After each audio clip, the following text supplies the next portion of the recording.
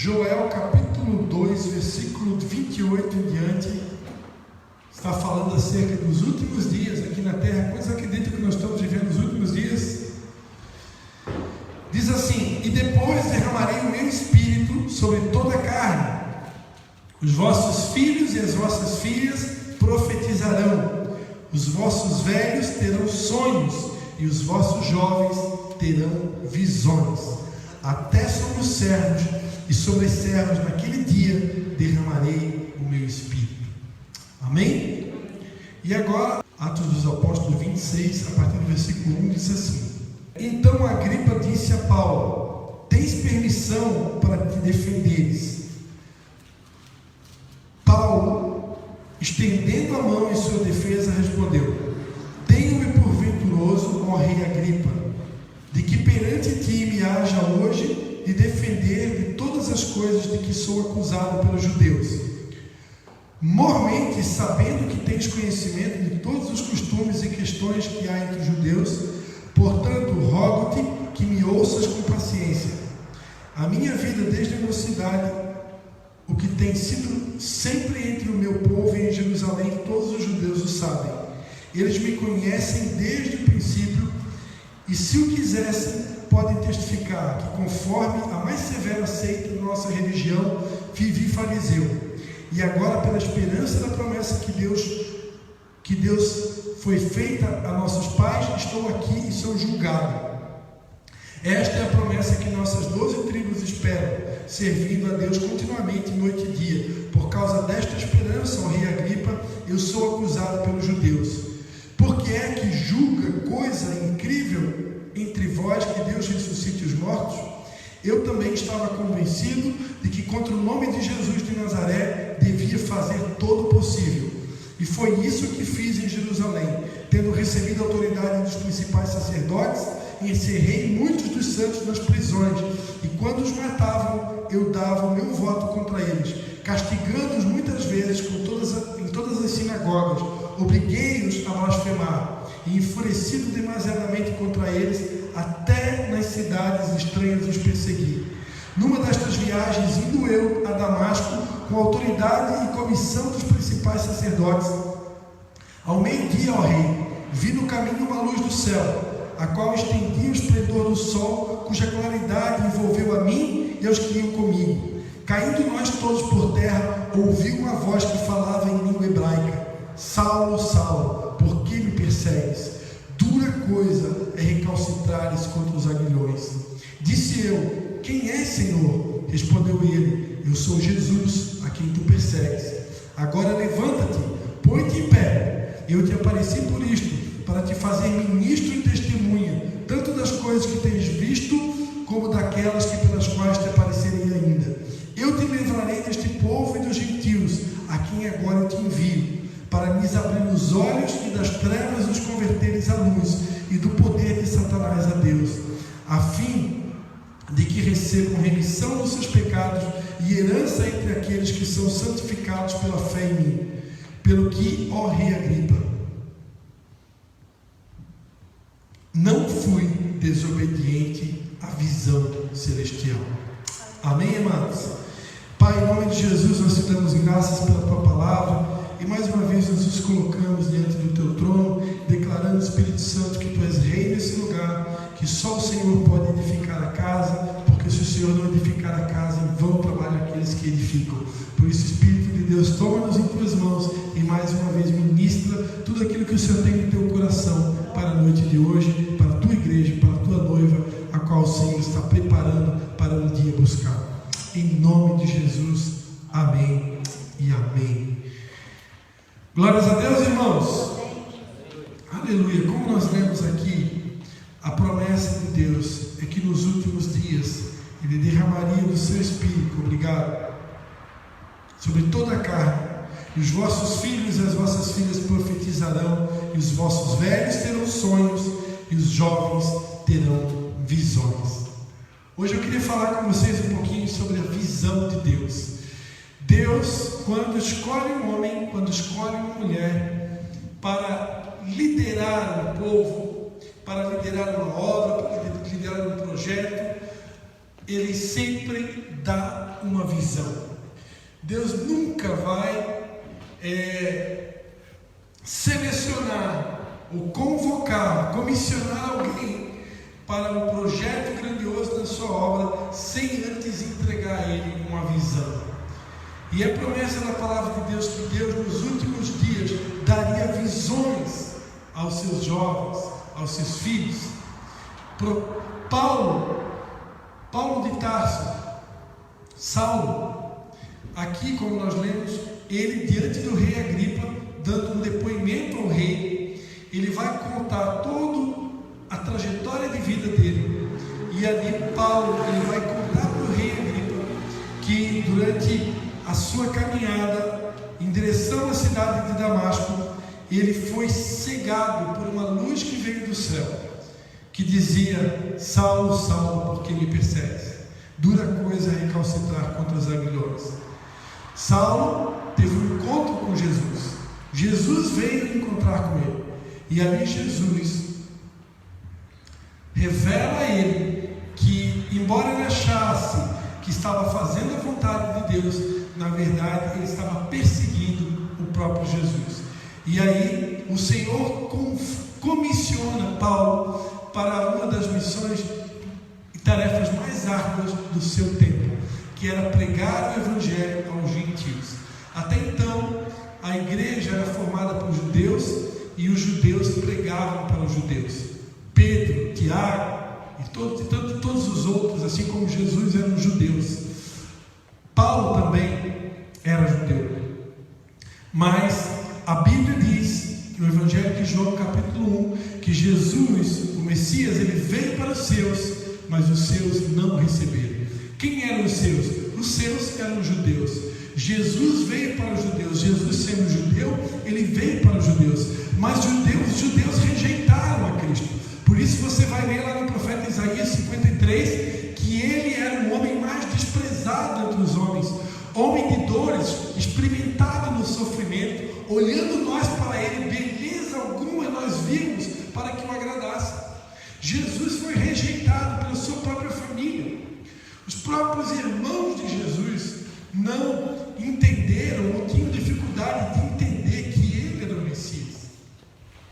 Imagina se alguém da sua casa aparecesse dizendo que era o Messias dos tempos de hoje, né? Ou naquele tempo, se você estivesse vivo naquele tempo. Como deve ser difícil de acreditar que alguém tão próximo a nós possa ter sido escolhido por Deus para uma obra tão linda, tão grande como foi a obra do Messias.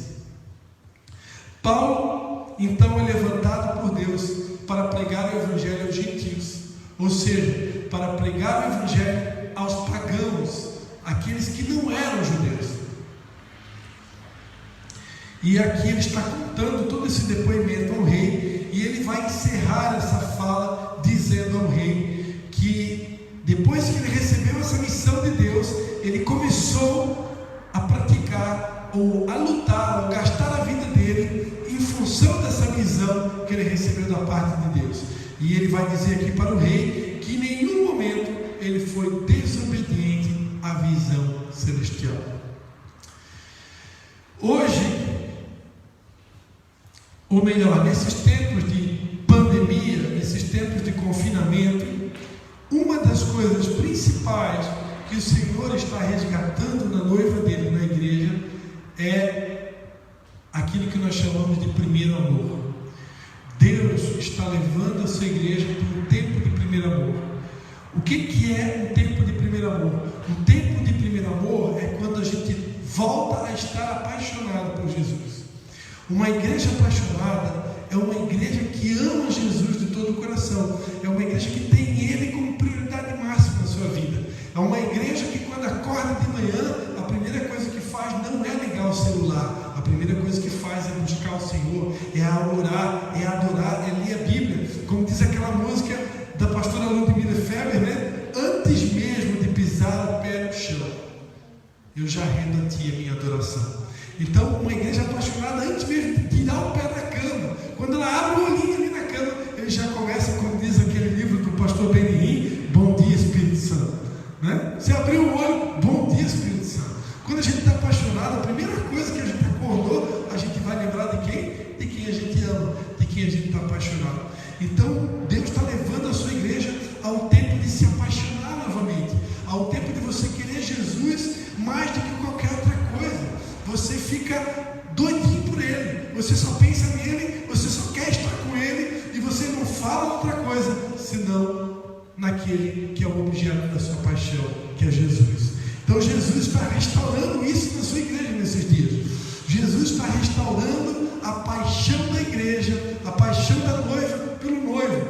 A igreja que Jesus vem buscar é uma igreja apaixonada, é uma igreja que ama Ele de verdade, porque a Bíblia Sagrada vai dizer que o principal mandamento da Bíblia Sagrada é: amarás ao Senhor teu Deus com toda a tua força, com toda a tua alma e com todo o teu entendimento, e depois amarás ao teu próximo como a ti mesmo. Então, a igreja que Jesus vem buscar é uma igreja que ama, é uma igreja que é apaixonada, é uma igreja que é louca por Jesus. E não tem como, irmãos, você se apaixonar por Jesus, você se apaixonar por Deus e você ficar de fora do projeto de Deus para a sua vida, você ficar de fora da visão de Deus que Ele tem para a sua vida. Como eu falei aqui, todo aquele que Deus chama, Deus dá uma visão, né? Para os velhinhos, Deus dá sonhos, para os jovens Ele dá profecia, e para o novinho Ele dá visão.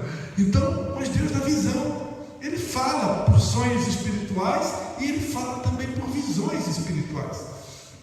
Então, uma igreja que ama, uma igreja que é apaixonada, uma das formas principais de demonstrar esse amor é através de atitudes, é através de gestos, é através de serviço, é através de obras. Você deve lembrar aqui que quando Jesus ressuscitou, Ele vai ao encontro dos discípulos, e quando Ele chega lá na beira do mar, se eu não me engano era Cafarnaum, não me lembro agora, a Bíblia diz que os discípulos estavam fazendo o quê? Pescando. E aí Jesus chega, os discípulos estavam pescando, e Jesus então fala com eles, e Pedro percebe que é a voz do Senhor. Quando Pedro percebe que era a voz do Messias, ele se lança no mar, porque Pedro estava nu, né? Ele estava nu, e ele já tinha voltado a fazer aquilo que ele fazia antes, que era pescar peixes. Mas você lembra que quando Jesus esteve com Pedro, durante todos aqueles 3 anos e meio de ministério, Jesus havia dito para Pedro que faria dele um pescador de homens? Mas por que agora, quando Jesus morre, Pedro volta a pescar peixes? Porque o fato de ele achar que Jesus tinha morrido e que não ressuscitaria, ele esqueceu que Jesus ia ressuscitar, fez com que Pedro perdesse a visão, perdesse o propósito, perdesse a missão que o Senhor havia confiado a ele. E aí Jesus aparece para Pedro. Diz a Bíblia que quando Pedro ouve a voz do mestre, identifica a voz do mestre, ele vai então se aprontar, né? Vai se cingir com uma toalha, e diz que Jesus está na beira do mar, esperando Pedro com peixe, né? Com uma comidinha ali, com um almoço pronto. E aí Jesus se dirige a Pedro e diz: Pedro, tu me amas? E aí Pedro vai dizer: sim, Senhor, eu te amo. E aí Jesus vai perguntar a segunda vez: Pedro, tu me amas? E Pedro a segunda vez vai responder: Senhor, eu te amo. E pela terceira vez, uma curiosidade bíblica é que quando Jesus pergunta as 2 primeiras vezes, isso está ali no Evangelho de João, capítulo 21, uma curiosidade muito interessante. Evangelho de João, capítulo 21, versículo 15 até o 17.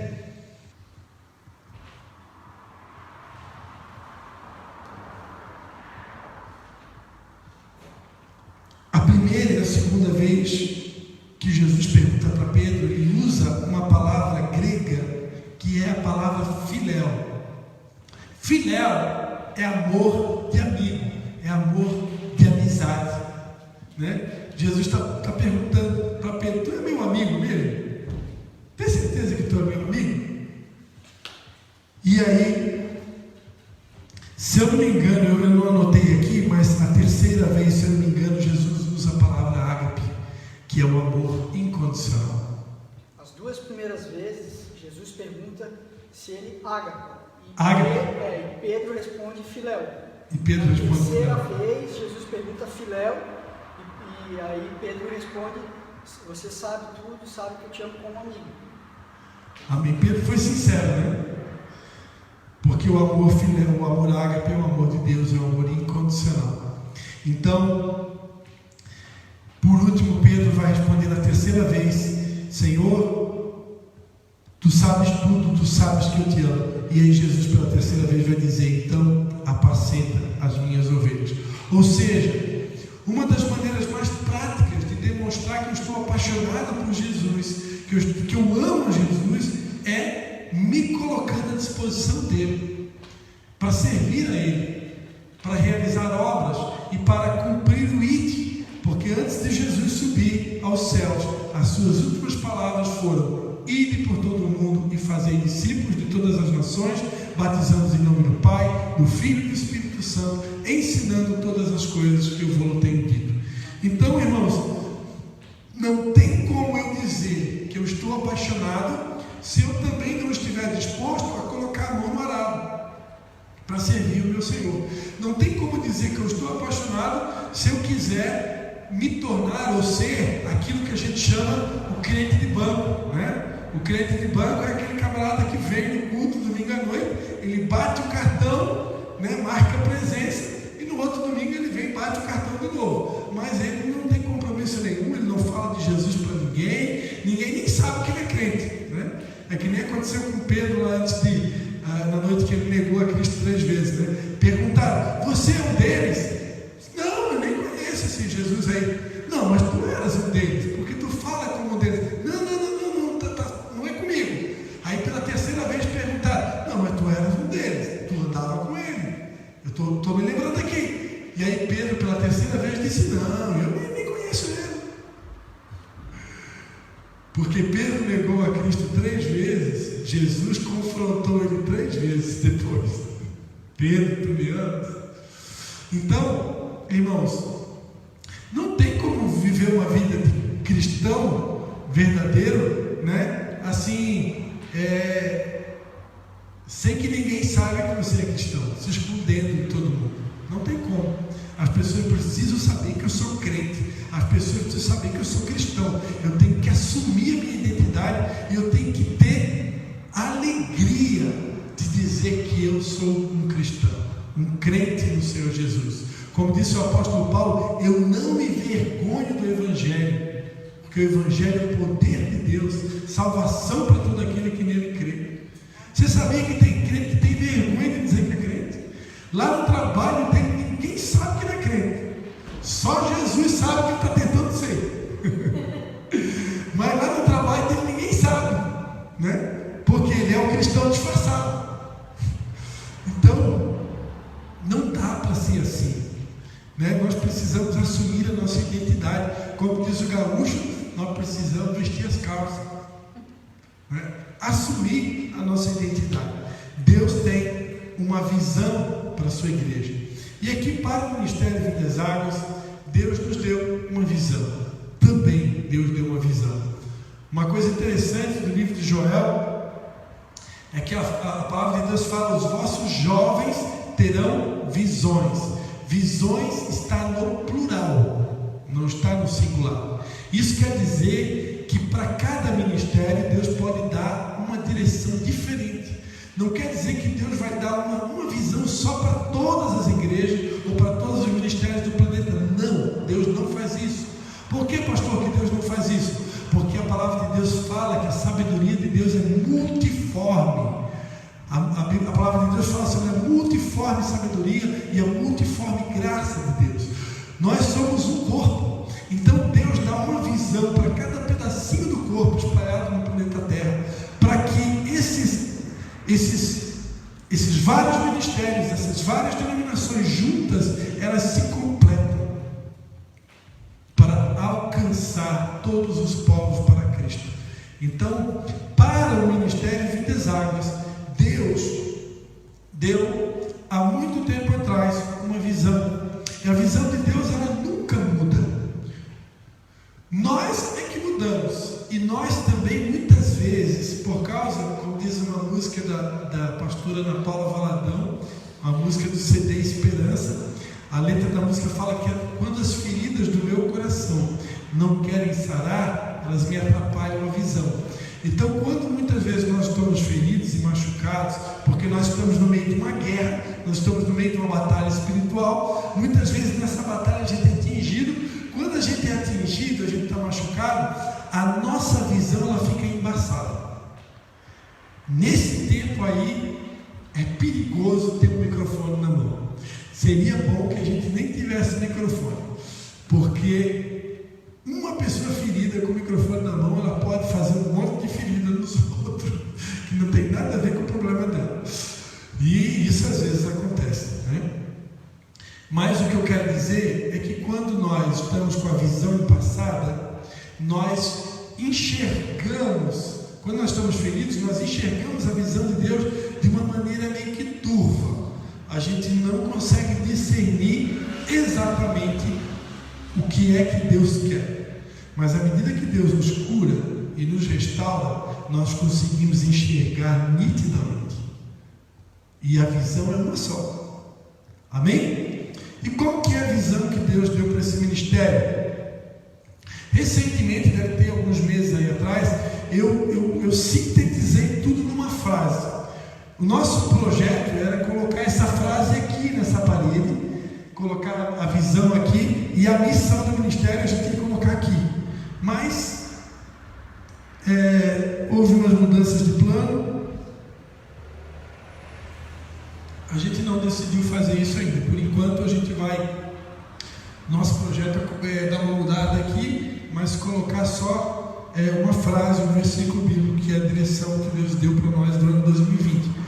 Mas em algum lugar dessa igreja, em breve, nós vamos ter, isso vai ser colocado em letras, vai ser colocado de uma forma onde as pessoas vão poder ler a visão e a missão. Mas hoje eu quero ler para você, como ainda não está no papel, mas lá na nossa biblioteca da igreja, lá tem umas folhas como essa aqui, onde você vai encontrar a declaração de fé do Ministério Vidas Águas, a visão do Ministério Vidas Águas e a missão do Ministério Vidas Águas.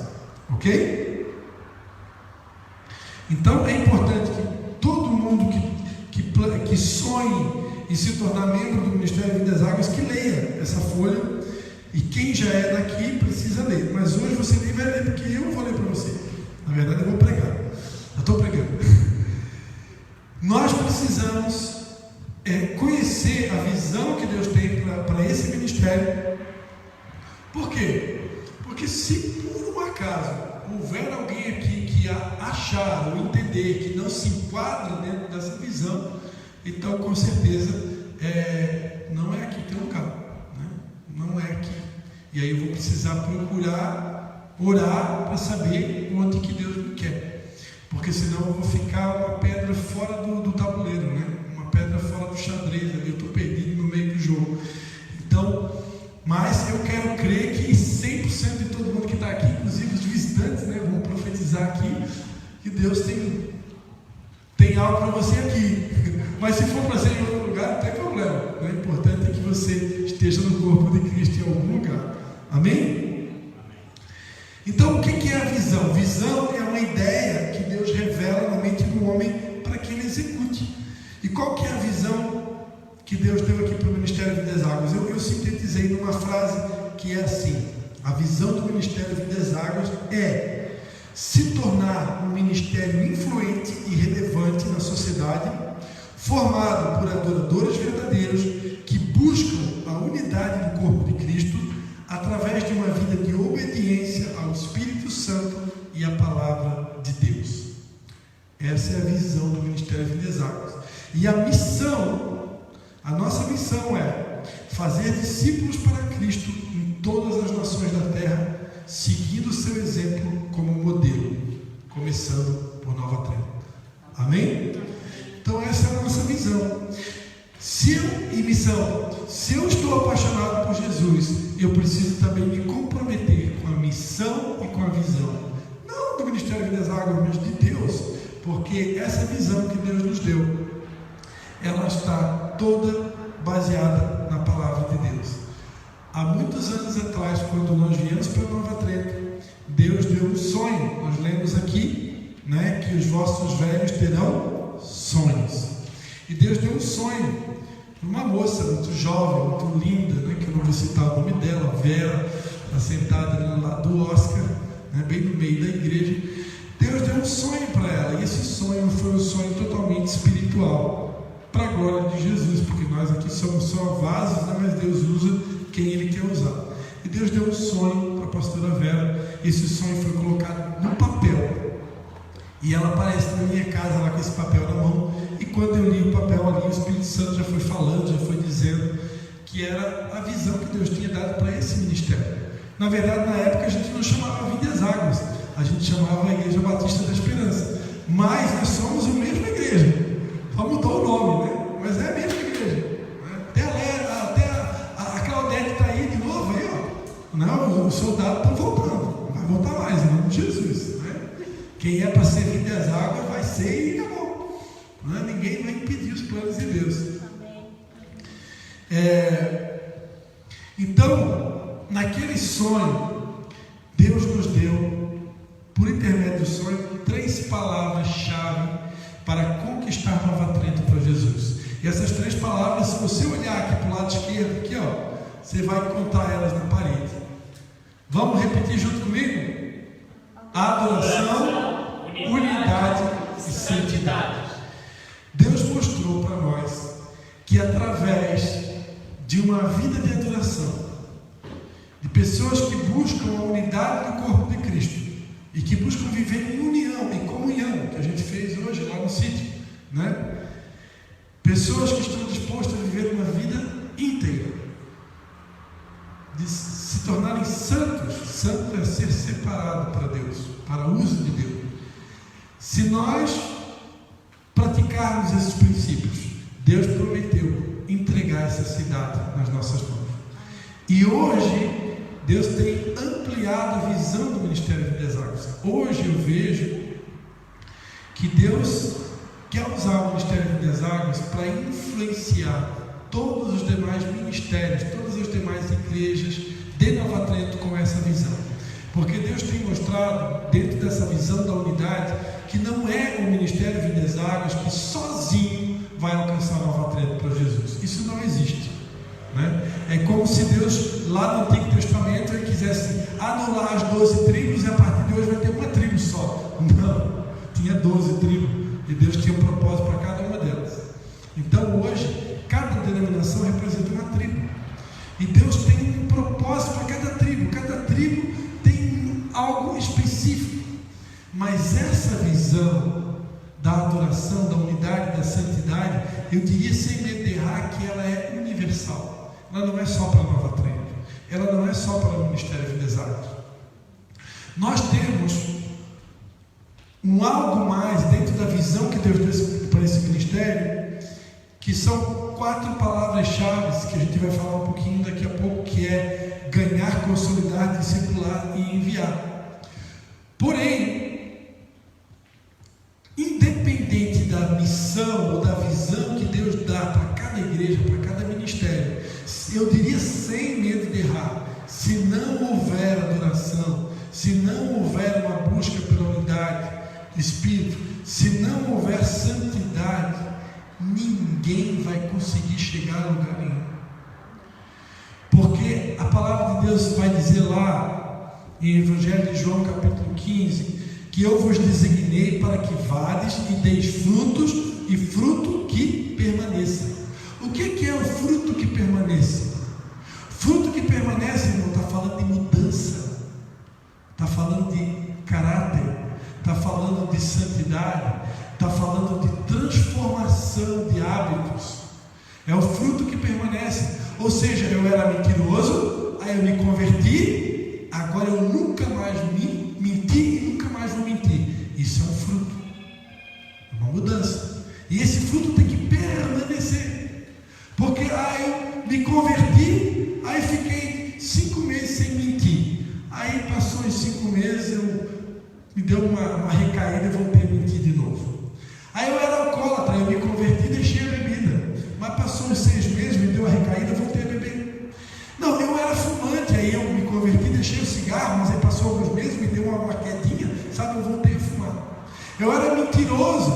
E aí eu me arrependi, me converti, eu deixei de mentir, mas aí passou alguns meses, eu me dei uma enfraquecida e voltei a mentir. Eu falava palavrão, aí quando eu me converti, eu nunca mais falei palavrão. Só que aí passaram-se alguns meses, eu dei uma esfriada e voltei a falar palavrão. Eu pergunto, o fruto permaneceu? O que Jesus disse? Frutos que permaneçam. O fruto precisa permanecer. E eu diria, sem medo de errar, que o que vai fazer com que a nossa igreja, com qualquer igreja, com a igreja de Jesus na terra, que essa igreja cresça, não enche, mas que ela cresça em número também, vai ser o fruto apresentado por cada um de nós. A mudança. Por isso a palavra santidade, que tem tudo a ver com a palavra arrependimento. Eu já falei aqui algumas vezes que a gente poderia, em vez de colocar a palavra santidade, poderia colocar a palavra arrependimento. Em vez de usar a palavra unidade, também poderia usar a palavra comunhão. Porque são palavras que estão muito ligadas umas à outra.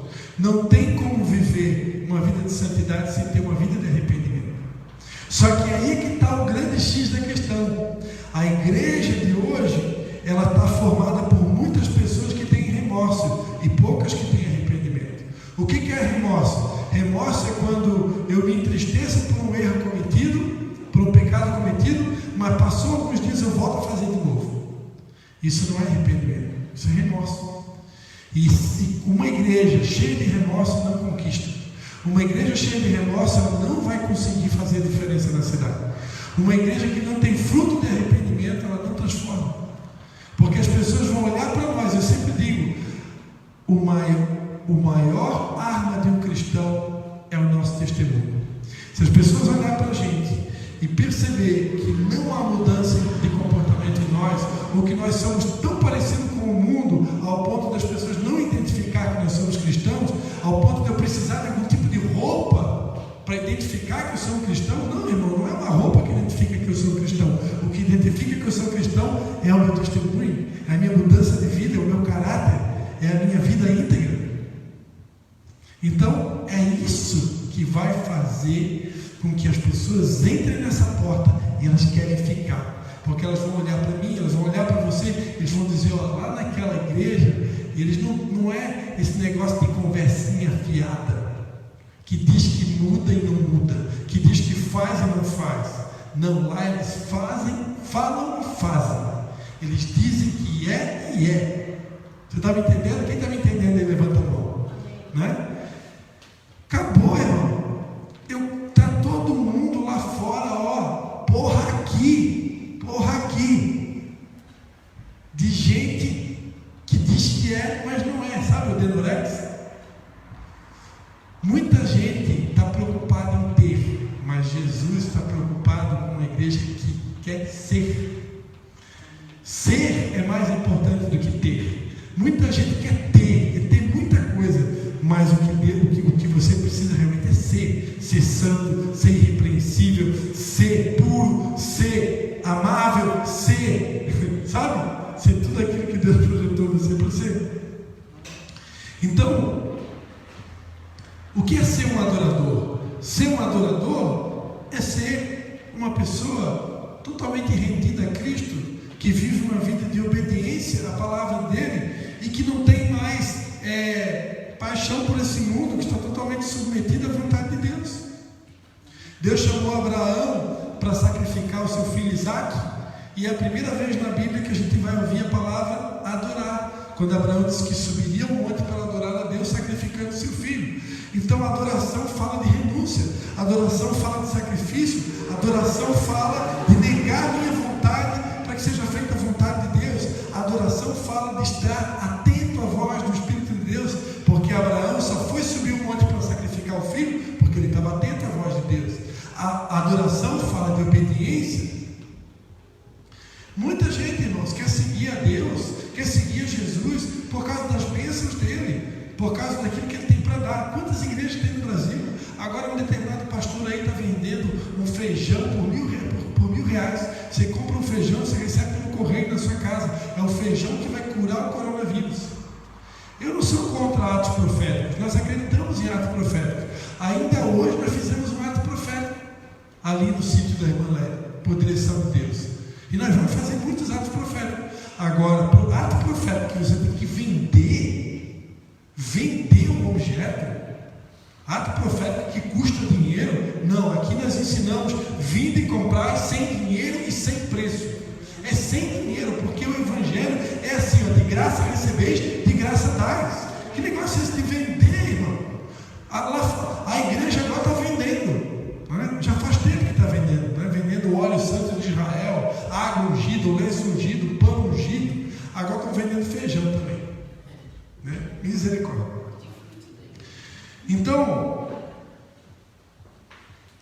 o verdadeiro adorador. Então, muita gente está procurando as mãos de Deus, mas nós aqui acreditamos que se nós nos tornarmos uma igreja de adoradores, pessoas que realmente se comprometem com a palavra. Eu falava, acho que era para o Jair essa semana, para tantas outras pessoas, eu acredito na palavra de capa a capa. E a minha Bíblia diz no Salmo 23 que se o Senhor for o meu pastor, vai dizer lá no último versículo do Salmo 23, certamente que a bondade e a misericórdia do Senhor me seguirão todos os dias da minha vida e me alcançarão. Irmãos, eu não corro atrás de bênção, porque é a bênção que corre atrás de mim. Eu tenho certeza que a qualquer momento eu vou pegar o meu celular na mão e vai ter uma mensagem no meu WhatsApp de alguém que vai estar querendo. Vocês sabem que o pastor trabalha com vendas, né? Vai ter alguém ali, uma mensagem: vem aqui na minha casa que eu quero comprar um produto teu. Não que eu não preciso fazer a minha parte. Eu tenho que fazer a minha parte. Todos nós temos que fazer a nossa parte. Mas é diferente, irmãos. As portas vão se abrindo sem esforço. Você lembra quando Pedro, né? Quando Pedro saiu daquela prisão, ele não fez força nenhuma.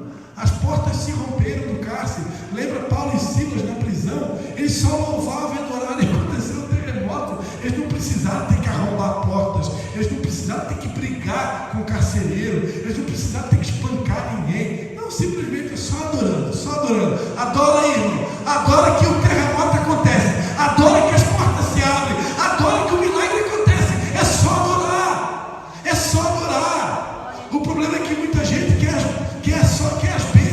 as bênçãos, mas não quer adorar. Ele quer que Deus abençoe ele, mas não quer adorar. Enquanto que a Bíblia ensina: adora que o terremoto acontece. Adora que as portas se abrem. Adora que o milagre vem. E o milagre foi tão grande, irmão, que toda a salvação, até a família do carcereiro se converteu.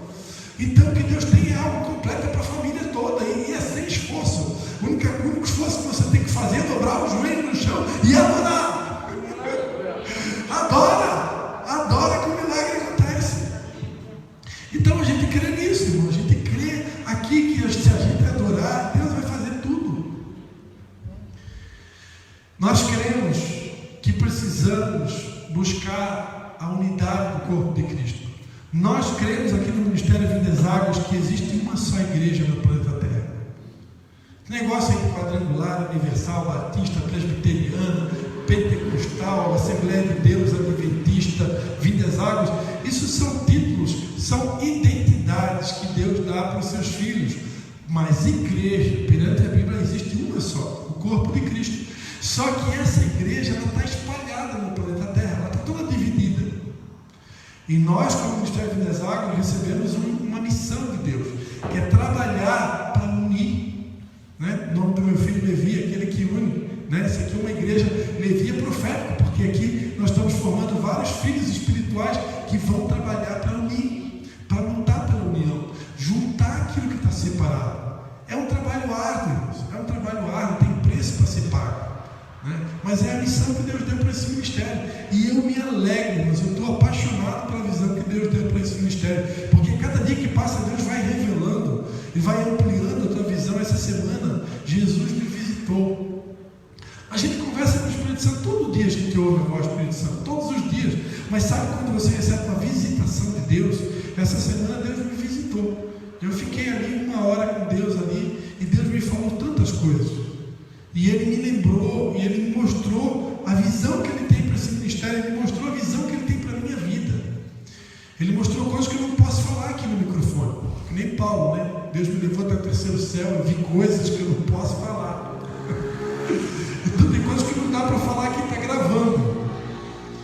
Mas é muito lindo o que Deus chamou a gente para fazer. É muito nobre e não é para qualquer um. E aí a gente começa a entender por que a gente paga um preço tão alto, por que a gente já passou por tanta prova, irmão. Tem gente que está aqui com a gente desde 2004. Nós já passamos por tanta prova, irmão. Tanta luta que a gente às vezes pensa assim, meu Deus, será que eu vou aguentar? Se tiver mais uma, acho que eu não aguento mais. Às vezes a gente chega a pensar, meu Deus, até quando, Senhor? Por que tanta prova? Por que tem que passar por um caminho tão estreito? E aí Deus vem e fala para a gente, é porque a obra é grande, porque o projeto é grande, a missão é nobre, vocês têm que estar preparados, vocês precisam ser adestrados, vocês precisam ser moldados, porque o projeto não é para qualquer um. E Deus tem escolhido cada um aqui a dedo, irmão. Você tem sido escolhido a dedo por Deus. Deus te escolheu desde a fundação do mundo. E pode ter certeza, o nosso trabalho não é vão no Senhor. Toda lágrima vai ser enxugada. E antes mesmo da volta de Jesus ou do nosso falecimento, que vier primeiro, mas eu quero profetizar aqui que ninguém aqui vai falecer, porque todos aqui serão arrebatados. Eu creio que nós somos a geração do arrebatamento. Então, assim como Jesus, o profeta Isaías declarou, ele verá o fruto do seu penoso trabalho e a sua alma ficará satisfeita. Eu quero declarar que os nossos olhos vão ver o fruto do nosso penoso trabalho. Nós vamos ver as vidas novas chegando, nós vamos ver essa cidade sendo transformada. Eu sonhei com uma marcha para Jesus, nós fazemos uma marcha para Jesus nessa cidade, era uma multidão, irmãos, era uma multidão atravessando essa cidade, com carro de som, e nós adorando, Maranata vem, Senhor Jesus. Eu vou ver com os meus olhos antes da volta de Jesus, eu vou ver, essa cidade vai ser transformada. O preço é alto, irmão. Muitos pastores gostariam de estar numa cidade grande, né, para poder ter uma igreja grande. Mas Deus nos mandou para cá, para Nova Trento, e a gente tem sido fiel. Saímos daqui, teve um tempo que a gente acabou saindo daqui. Saímos por obediência à autoridade. Porém, o nosso lugar é aqui. E estamos aqui. E vamos até o fim. Eu não acredito que um dia eu vou sair daqui. Eu acredito, irmãos, que eu estou falando para filhos e filhas, né? Eu acredito que eu vou viajar, tenho um sonho de viajar muito de avião, pregar o Evangelho das Nações, eu sonho com isso. Mas eu sempre volto para cá. Sempre vou voltar. Porque aqui é o meu lugar. Né? E Deus me deu essa missão de formar discípulos. Eu e minha esposa fomos chamados por Deus para fazer líderes, para formar líderes. Esse ministério aqui só fica quem quer ser líder, quem quer fazer diferença, quem quer botar a mão no arado. Se a pessoa chegar no Vinho das Águas e ela quiser ser, eu quero ser só um membro de igreja, ela pode? Pode. Quero só assistir os cultos? Pode, claro que pode. Nós somos livres. Mas você vai ouvir várias vezes os pastores pregando, os líderes pregando. Essa é uma igreja que forma exército, essa é uma igreja que forma líderes. Então, no mínimo o que vai acontecer com você é que você vai ficar um pouco incomodado aí no banco, porque nós estamos formando líderes. Apesar que tem uma coisa muito importante que eu tenho que falar, já falei hoje à tarde, que Deus sempre vai respeitar a individualidade de cada um. Deus vai respeitar a energia de cada um, o tempo de cada um. Existem pessoas aqui que estão criando filhos, outros têm filhos criados, outros vão ter filhos, alguns aqui são mais jovens, outros são mais idosos, e a Bíblia diz, fazer tudo conforme as vossas forças. Então Deus nunca vai cobrar de ninguém além das nossas forças, mas cada um de nós precisa descobrir o papel que cada um tem para ocupar nesse espaço do corpo de Cristo, o propósito pelo qual Deus nos criou, e colocar as nossas vidas à disposição, os nossos dons, os nossos talentos, porque não tem ninguém que não tenha recebido pelo menos um dom. Ninguém, todos aqui têm dons. Amém, irmãos? Então, lutar pela unidade. Para o Ministério Vinho das Águas, Deus tem algo que é muito particular só para esse ministério. Amém? É um ministério evangelístico também, né? Deus tem nos usado através da mídia mídia social, através da pregação do Evangelho, para fazer esse Evangelho ir, né? A palavra de Deus diz lá em Romanos capítulo 12 que aqueles que têm o dom de ministrar, que usem esse dom para ministrar. Então nós temos pessoas aqui que têm o dom da palavra, né? Alguns ainda estão em processo de treinamento, alguns mais avançados, outros menos avançados, mas já tivemos aqui nessa semana passada a pastora Vera fez uma abertura aqui, nós gravamos e transformamos num vídeo, e esse vídeo aí já foi espalhado aí, tá? Aí já está nas nações, já ficou conhecido nas nações, que hoje em dia, né, as coisas vão rápido, né? Então, em nome de Jesus, eu tenho muitos outros filhos espirituais aqui que vão ser conhecidos nas nações. Quem recebe, diga eu recebo. E para isso, irmãos, nós precisamos nos santificar. A palavra que Deus me deu hoje de manhã, quando eu me acordei: santificai-vos, porque amanhã eu farei maravilhas no meio de vós. Deus está chamando a sua igreja para um tempo realmente de santificação, um tempo realmente de dizer não para o pecado. Essa semana, ao mesmo tempo que Deus ampliou a visão que Ele tem para a minha vida, para o Ministério Vida das Águas, ao mesmo tempo que Ele mostrou a nobreza dos sonhos que Ele tem para nós, ao mesmo tempo Ele mostrou da responsabilidade que nós temos de ser santos. Ser santos. Irmãos, ser santo é uma decisão. Nós precisamos decidir ser santo. Não dá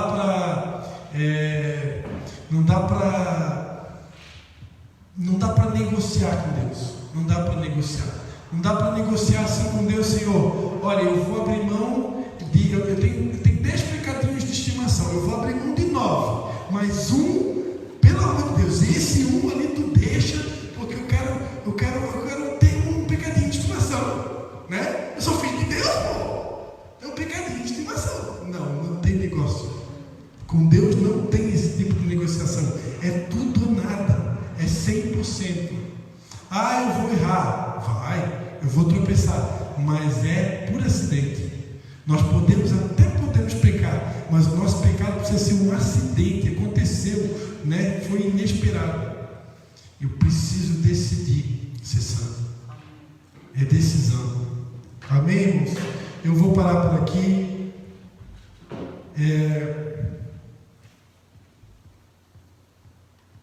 Eu até ia botar uma música aqui, mas eu vou mudar.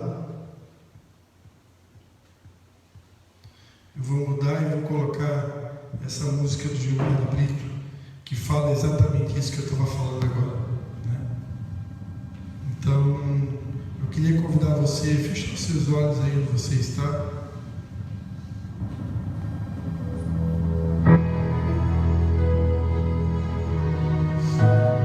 Deus está nos chamando para um tempo de compromisso.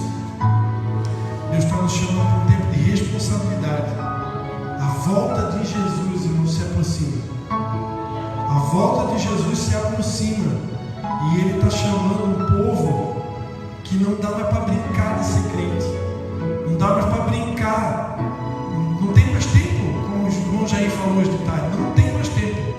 É hora de agir. Eu decido ser santo. Eu decido te seguir. Eu decido ser curado. Eu decido ser livre para ti.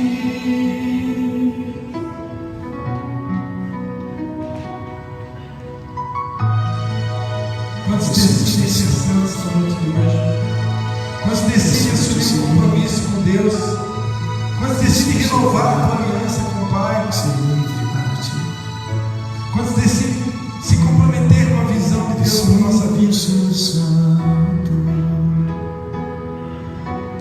Eu decido te seguir. Eu decido ser curado. livre para ti.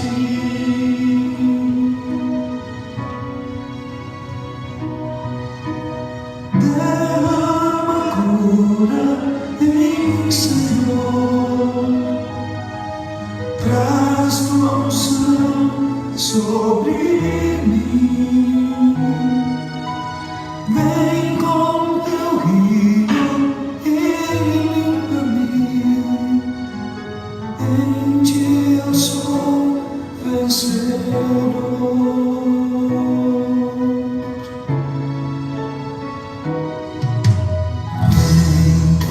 Renova minha mente.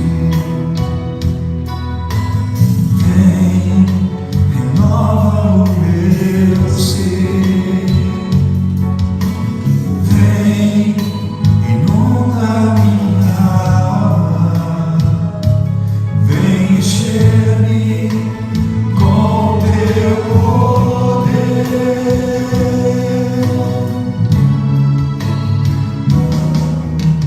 Derrama cura em mim, Senhor. Traz tua unção sobre mim. Vem com teu rio e limpa-me. Em ti eu sou vencedor. Derrama cura em mim, Senhor. Traz tua unção sobre mim. Vem com teu rio e limpa-me. Em ti eu sou vencedor.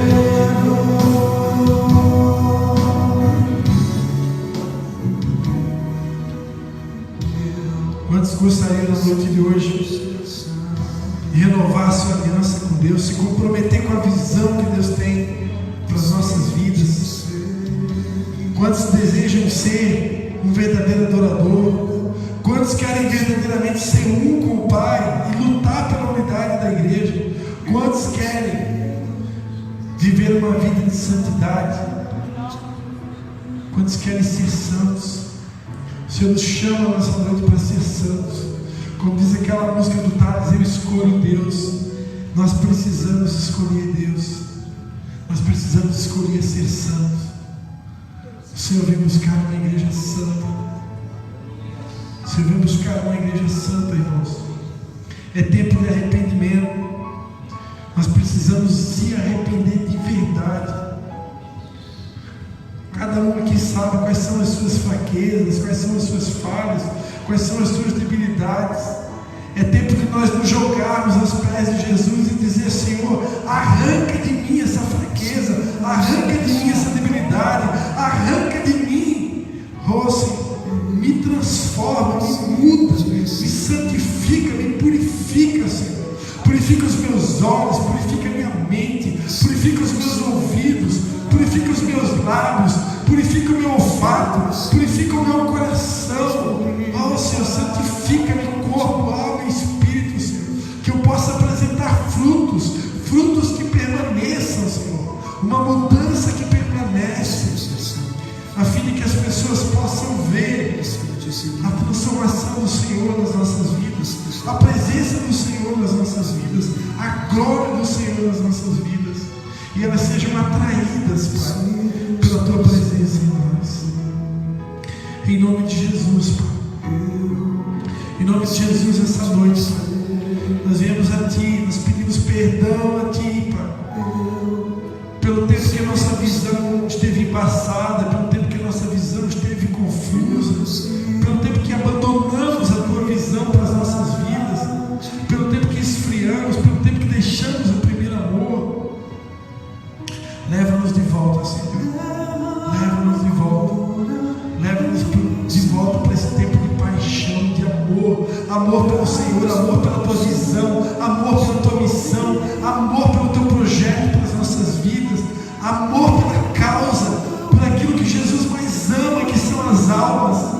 Oh, quantas almas estão se perdendo, e o Senhor nos chama, o Senhor nos comissiona, o Senhor nos convoca para ser luz, para ser sal. Como crerão se não há quem pregue? É tempo de ganhar as almas, é tempo de proclamar o Evangelho, é tempo de proclamar as virtudes daquele que nos arrancou das trevas para a sua maravilhosa luz. É tempo, igreja, de fazer a diferença. É tempo. Use as mídias sociais, use o WhatsApp, use o Facebook, use o Instagram, use todas as maneiras possíveis para alcançar as almas. Faça tudo para com todos, para que de todas as formas nós possamos alcançar o mundo para Cristo. O tempo se abrevia, o tempo se abrevia. Deus está nos convocando, Deus está nos chamando. Aleluia. Quantos querem dizer sim para Jesus? Quantos dizem sim para Jesus? Aleluia. Quantos dizem sim para Jesus? Aleluia. Oh Pai, em nome de Jesus, eu abençoo cada vida aqui na noite de hoje. Eu abençoo cada um do Pai, do Filho e do Espírito Santo. Eu te peço, Pai, completa, Senhor, a grande obra que o Senhor começou nas nossas vidas. Restaura mais e mais a tua visão em nós. Amplia mais e mais a visão que o Senhor tem para cada um de nós. Revela a cada um o propósito, Senhor. O propósito, Pai, que o Senhor tem para cada vida nesse lugar. Eu tenho certeza que o Senhor tem um projeto, o Senhor tem um plano, o Senhor tem uma obra linda, linda para fazer na vida de cada um aqui. Pai, assim como o Senhor me visitou essa semana, visita cada um aqui, Senhor. Que cada um possa receber a tua visitação, possa sentir o teu toque, possa sentir o teu carinho, o teu amor, o teu colo, o teu aconchego. Pai, que cada um possa ser acariciado, que cada um possa se sentir abraçado, amado por ti. E assim então venha ser para comissionado, para cumprir o ID, para cumprir sua missão, para cumprir a visão e o propósito que o Senhor tem para a sua noiva, Senhor. Em nome de Jesus, eu abençoo todos aqui em nome do Pai, do Filho e do Espírito Santo.